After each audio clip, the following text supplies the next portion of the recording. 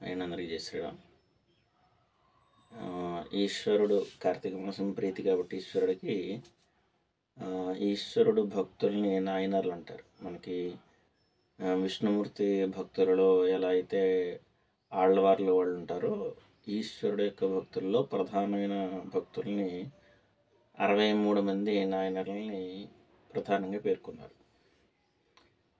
వీరందరిలో చాలా వరకు కూడా బ్రాహ్మణేతరులు, అదేవిధంగా మంత్రం అంటే అసలు తెలియని వాళ్ళే ఉన్నారు.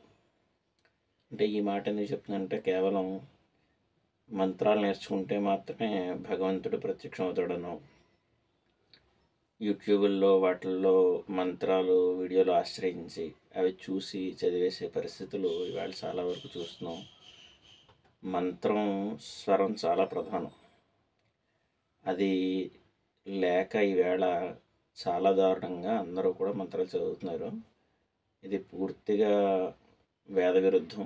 దయచేసి మీరు గమనించండి. ఇది కరెక్ట్ పద్ధతి కాదు. మీరు చక్కగా భగవంతుడిని ఆరాధన చేసుకోవాలనుకుంటే మంత్రం మాత్రం ప్రధానం కాదు. భక్తి చాలా ప్రధానమైనది. మంత్ర ప్రధానమైనవి అభిషేకాలు కానీ, హోమాలు కానీ, ఇత్యాదులు మీరు చక్కగా మీ ఇంటి పురోహితులు ఉంటారు, వారి చేత చేయించుకోండి తప్ప మీరు చేసే ప్రయత్నం చేసి అది ఫెయిల్ అయ్యి దానివలన విపరీతమైన ఇబ్బందులు కలిగి అంచేత ఈ భగవంతుడు కానీ, ఈ మంత్రాలు కానీ నాకు ఏమి ఇవ్వలేదని చెప్పేసి చివరికి మతం మారిపోయే పరిస్థితి కూడా వస్తుంది. అంటే సాక్ష్యం ఉండి ఉంటాం. ఈ సాక్ష్యం అంటే మనలో కాదు, ఇతర మతాల్లో సాక్ష్యాలు చెప్తుంటారు. వాడు ఏం చెప్తారంటే, నేను చాలాసార్లు అయ్యప్ప స్వామి మాలేసానండి, చాలాసార్లు భవానీ మాలేసానండి, ఆ దేవుడు నాకు ఏం చేయలేదండి అని చెప్తారు. అంచేత ఈ దేవుడు నాకు ఏదో ఇచ్చేసాడండి, నేను మతం మారగానే నాకు చాలా కలిసి వచ్చిందండి అని చెప్తారు. ఒకటి నిజంగా భక్తి శ్రద్ధలతో మీరు చేస్తున్నట్లయితే ఇది ఏమీ ట్యాబ్లెట్ కాదు వేసిన వెంటనే ఫలితం కనిపించడానికి. మీరు ఈవేళ నిజంగా బాగున్నారంటే అది మీరు మతం మారడం వల్ల కాదు. మీరు ఆ రోజు భక్తి శ్రద్ధలతో చేసిన పుణ్యం ఈరోజు మీరు అనుభవిస్తున్నారు అని గుర్తుపెట్టుకోవాలి. బాగా అర్థం చేసుకోండి. మీరు చేసిన పుణ్యం వెంటనే వచ్చేయడానికి ఇది ట్యాబ్లెట్ కాదు.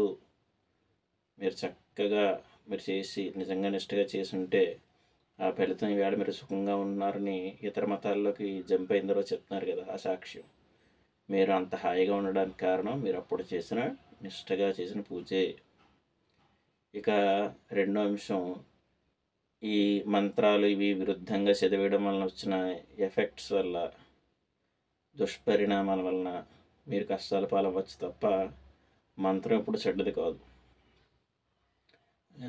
మీరు ఎలా మంత్రాన్ని తీసుకున్నారు, అసలు దాన్ని ఎలా చెయ్యాలి అనేది, ఆ మంత్రాన్ని ఆల్రెడీ అంటే ఇదివరకే దాన్ని పునశ్చరణ చేసి జపం చేసి అనుభవించి ఆ దైవం యొక్క అనుభూతి పొంది, అంటే సిద్ధి పొందడం అంటాం, దాన్ని పొంది ఆయన అనుసరించిన మార్గాన్ని తనని ఆశ్రయించి ఉపదేశం ఇమ్మన్న భక్తుడు లేదా శిష్యుడు ఎవరైతే ఉన్నారో వారికి ఉపదేశం ఇచ్చేటప్పుడు తనకి కలిగిన లాభ నష్టాలన్నింటినీ కూడా గురువు ద్వారా తెలుసుకుని గురువుగారు చెప్పినట్లుగా చేసే మంత్రం ఏదైతే ఉందో దానికి భగవంతుడు ప్రసన్నమవుతాడు.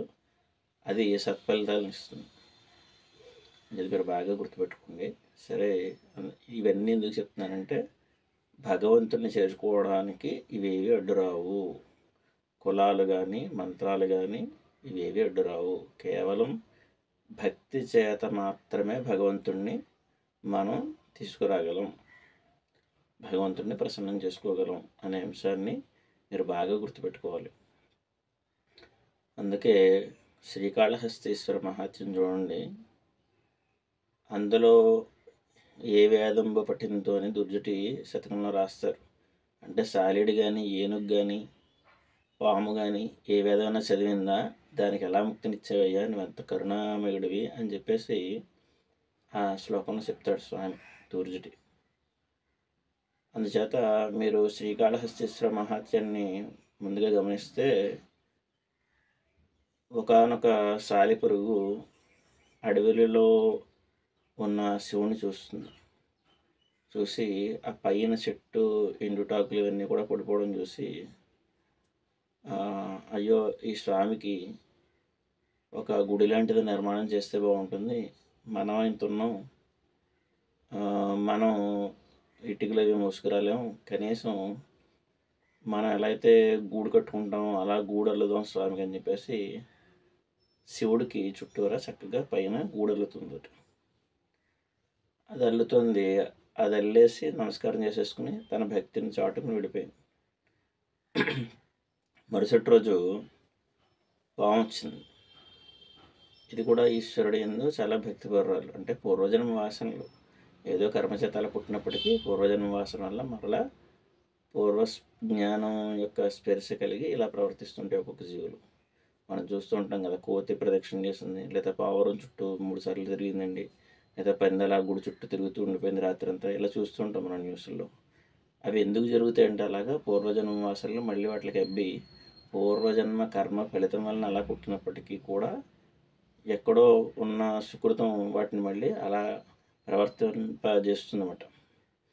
అందుచేత సరే ఈ కథలోకి వస్తే, పాము అలా సాలిపురుగు వాళ్ళని గూడెని చూసి అయ్యో బూజులు పట్టేస్తున్నాడు ఈశ్వరుడు, దీన్ని శుభ్రం చేయాలని చెప్పేసి ఆ పాము శుభ్రంగా అల్లిన గూడంతా కూడా తీసేసి తన భక్తి చేత మారేడు దళాలు పువ్వులు తీసుకొచ్చి వేస్తూ ఉంటుంది. ఈ లోపల ఈశ్వరుడికి ఇష్టమైన మరో జీవి, అంటే ఈశ్వరుడికి ఇష్టమైన అంటే ఈశ్వరుడికి గజం అంటే అందరికీ ఇష్టమే, తన కొడుకు రూపం అదే కాబట్టి ఇంకా ఎక్కువ ఇష్టం. గజధర్మాంబరధారి అని కదా పేరు ఆయనకి. అంచేత అలాంటి ఏనుగుకి ఈశ్వరుడు అంటే కూడా చాలా ఇష్టం. అంచేత ఆ ఏనుగు ఏం చేసిందంటే, అయ్యో ఇదంతా పువ్వులు అని భావించలేదు, ఇదంతా తుక్కేసేస్తున్నారు రోజు ఎవరో అని చెప్పేసి తన తొండంతో ఆ పువ్వులన్నీ కూడా తుడిచేసి ఆ ఏనుగు నీటిని, అంటే ఈశ్వరుడికి నీరు చాలా ఇష్టం అని తనకు తెలుసు, అంటే అభిషేకాలు చూడడం కూడా చూసింది ఆ ఏనుగు. అందుచేతన ఈశ్వరుడికి నీరంటే చాలా ఇష్టం. గంగ అని చెప్పేసి తన దగ్గరలో ఉన్న నదికి వెళ్ళి తొండంతో నీళ్ళు తీసుకుని రోజు పోస్తుండేది. మనం నది చూస్తుండే స్వర్ణముఖి నది అని మనం శ్రీకాళహస్తి వెళ్తున్నప్పుడు తగులుతుంది, అక్కడ బంగారం దొరికేది వరకు. అనేది అలా స్వర్ణముఖి అంటారు. ఆ నదిలోంచి నీరు తీసుకొచ్చి చక్కగా ఈశ్వరుడికి చేస్తూ ఉండేది. అయ్యో మరలా గూడున ఈశ్వరుడు కష్టపడి కట్టిన గూడు ఎవరో చెరిపేశారని చెప్పేసి సాలీడు మళ్ళీ పొద్దున్న వచ్చి మళ్ళీ గూడు వెళ్తుండేది. మళ్ళీ పూజలు పెట్టేస్తుందని చెప్పేసి మళ్ళీ పాము తీసేసి మళ్ళీ పువ్వులు వేస్తుండేది. మళ్ళీ తుక్కంతా వేసేసారని చెప్పేసి మళ్ళీ తీసేసి నీళ్లు పోస్తుండేది. ఇలా ముగ్గురు కూడా రోజు చేస్తూ ఉన్నారు. వారి భక్తికి పరీక్ష అది యాక్చువల్గా. ప్రతిరోజు ఇలాగే చేయడం వాటికి పాపం చాలా పరీక్ష. అయినా కూడా అవి చేస్తూనే ఉన్నాయి. కానీ చివరికి ఇంకా అట్లా కోపం వచ్చేసింది. ఎవరు అసలు ఈ పని చేస్తున్నారు రోజును, మనం చక్కగా చేసినా కూడా ఎవరు పాడు చేస్తున్నారు, దీన్ని తెలుసుకోవాలి ఎలాగని అని చెప్పేసి ఆ సాలిపురుగు గూడు అల్లి పక్కకి జాగ్రత్తగా దాక్కుంది. అది సరే ఈ లోపల పాము వచ్చింది. ఎప్పటిలాగైనా మళ్ళీ గూడు పెట్టేసేది ఇది సాలీడ్ అని చెప్పేసి ఆ పాము చక్కగా ఆ గూడినంతా తీసేసి పువ్వులు వేసింది. అది సాలీడ్ చూసింది. చూసి ఓహో ఇది పాము పనా అనుకుంది. సరే పాము ఏం చేసింది, ఈ పువ్వులు అవి పెట్టేస్తుంటే రోజు ఏదో తీసేస్తుంది కదా, అది ఎవరో చూద్దాం అని చెప్పేసి అది పక్కకి దాక్కుంది. ఈ లోపల ఏనుగు వచ్చి నిర్మాల్యం తీసేసి చక్కగా నీళ్ళు పోసేసింది. ఆ నీళ్ళు పోసేస్తే ఇది చేస్తున్న పని ఏనుగా అని చెప్పేసి దానికి కూడా తెలిసింది. అయితే ఈ మూడు ఒకటి తారసపడి కలహపడడం ప్రారంభమైంది. అయితే ఈ సాలీడు పాము నోట్లోకి దూరిపోయింది, దానికి ఉక్కిరి బిక్కిరి అవుతుంది. పాముకి ఎందుకు సాలీడ్ ఎలా చేస్తుందో అర్థం కాలేదు, కానీ పాము మాత్రం ఏనుగు మీద పగబట్టింది కాబట్టి ఏనుగుని ఎలాగైనా ఉక్కిరి బిక్కిరి చేయాలని చెప్పేసి ఆ సాలీడు కడుపులో ఉండగానే ఈలోపల పాము వెళ్ళి ఏనుగు యొక్క తొండంలో దూరింది. ఏనుగు తొండంలో దూరేటప్పటికి ఏనుగుకి గాలాడలేదు, పాముకి గాలాడలేదు. మొత్తం మీద ముగ్గురు కూడా చనిపోయాయి, 3 జీవులు కూడా. అప్పుడు ఈశ్వరుడు ప్రత్యక్షమయ్యి వాటిని ఆయనలో ఐక్యం చేసుకున్నాడు. ఇవి ఎందుకు చనిపోయాయండి? ఆస్తిపాస్తులకు కానీ ఇతరత్ర ఏవి గొడవలకు కానీ చనిపోలేదు. ఎంతో భక్తితోటి పరమేశ్వరుడు యందు లీనమయ్యి చక్కగా అవి మోక్షాన్ని పొందాయి. ఆ భక్తి అలాంటిది. అంచేత మీరు బాగా గుర్తుపెట్టుకోవాల్సిన ఏంటంటే, మనం మనుషులు, జంతువులు కూడా మోక్షాన్ని చెందాయి అంటే ఏది ప్రధానమైనది బాగా తెలుసుకోండి మీరు. అంచేత అది అలవరుచుకోండి, భక్తితో చేయండి. నాయనార్ల కథలు రేపటి నుంచి చెప్పడం ప్రారంభిస్తాను. వీలైనప్పుడల్లా వీడియోలు అప్లోడ్ చేస్తాను. ముందుగా శ్రీకాళహస్తీశ్వర మహత్యంతో మొదలుపెట్టాను. నాకు చాలా ఇష్టమైన దేవాలయం అది. అని చెప్పి దాంతో మొదలుపెట్టాను. ఇంకోటి ఏంటంటే, మీరు నాయనార్లు 63 మంది నాయనార్ల యొక్క విగ్రహాలు చూడాలి అంటే శ్రీకాళహస్తీశ్వరలో కాళహస్తీశ్వర ఆలయంలో గర్భాలయానికి చుట్టూ ఉంటాయండి అవి.